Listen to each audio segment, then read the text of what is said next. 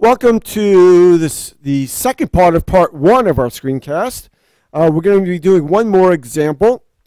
This will be find the inverse of the function y equals x minus 1 over 2.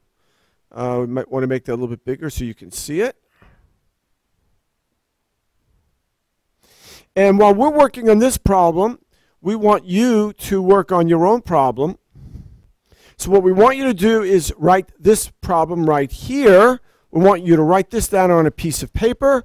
And then what we're going to do as I do the problem over here, every once in a while I'll ask you to pause the recording and then to do some steps on your own in order to find the inverse of this function. And we'll go up and back that way.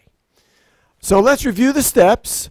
To find the inverse of a function symbolically, first we must check to see if that function is 1-to-1. Then we're going to solve for x. Then we're going to interchange x and y.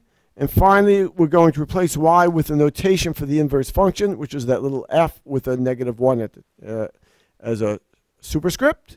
And this last step, verify if necessary, will be in part 2 of this screencast. So let's work on this problem. Let's move it up a little bit. And the first step, as we said, we need to check if it's 1-to-1. Once again, what we can do is graph this function and see if it passes the horizontal line test. You will notice if you graph it that it is a straight line and that it does pass the horizontal line test. Therefore, it's a 1-to-1 function, and therefore it has an inverse. So step 1 is we need to solve for x. Step 1, that is after we've checked to see if it's 1-to-1. So actually, our second step is to solve for x. So let's replace f of x with y, and we get y equals x minus 1 over 2. And in order to solve for x, as most of you might realize, you need to get x alone on the right side. So we multiply both sides by 2. And in that way, the 2's will cancel out. The 2 in the denominator cancels out with this 2. And you're left with x minus 1 on the right side. And on the left side, you're left with 2y. Okay, we've moved that up a little bit. And now let's go to the next step. In order to get x alone, we need to add 1 to the right side and 1 to the left side. On the right side, we finally get x all alone. On the left side, we get 2y plus 1. And now we have successfully gotten x alone on one side of the equation. So we've solved for x. What I would like you to do right now is to pause this screencast, go to the problem that we asked you to do, which is this problem, solve for x, and then come back, press play, and we'll continue.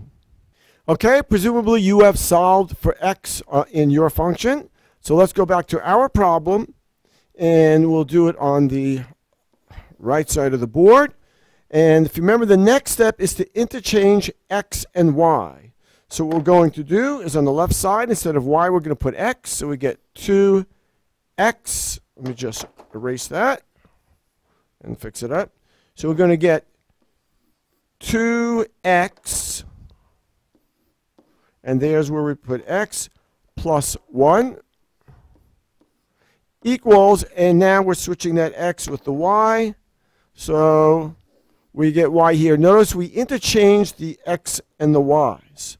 And our last step is simply to replace y with a notation for the inverse function. So instead of y, we have our notation, f with a little -1 at the top. And on the left side, we have our function, 2x plus 1. This is our inverse. This function is the inverse of our original, which I'll circle up here. And we are finished.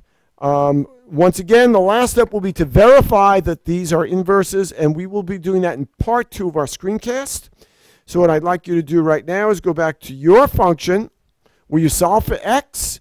I want you to do those next 2 steps where you interchange the x and y's, and then put the notation for the inverse function as I have just done here, as you can see, and we will be done. And keep in mind that once you've finished, if you need to refer to any of these steps, they're all right here. They're also in our text. Check to see that f is 1 to 1. Solve for x, interchange x and y, replace y with the inverse function notation. So finish up with your problem, and hopefully you'll do well. And if you're having some trouble, just repeat the screencast. Thank you.